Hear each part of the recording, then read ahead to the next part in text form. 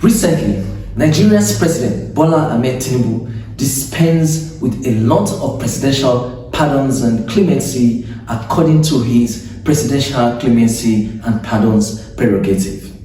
But if you look at the list of people pardoned, you will find out that there's a lot of criminals in that list, from murderers to drug peddlers to kidnappers and armed robbers. You wonder, why would a president pardon people of the worst inclination amongst us? Why? It doesn't add up. It doesn't make sense at all. Of course, the president has the discretion of clemency for citizens who have committed offenses or who have been convicted of offenses. But the purpose of the presidential pardon is for people who have not committed such grave offenses, is for people who have repented, who have shown remorse, and not for blatant, outright criminals. This is an abuse of power. There's no other word to describe it. You cannot pardon people who have committed murder. You cannot pardon people who peddle drugs. You cannot pardon people who are kidnappers and armed robbers. These are the worst, the basest people in society.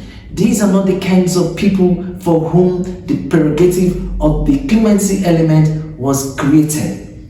And as such, I think the president has gone beyond the pale. Now I know that it's his discretion, he can use this as he likes, but the president should know that the citizens will react also according to their own prerogative. It is my prerogative to react. For crying out loud, how can you pardon someone who committed murder? How can you pardon an armed robber and a kidnapper for whom a lot of government resources were expended to apprehend? How can you pardon people for whom the EFCC has spent a lot of time, money, resources, and possible human life to convict? How can you pardon them? It's unconscionable, it's unthinkable, it's beyond the pale. Now, I think the problem begins from the whole concept of democracy itself.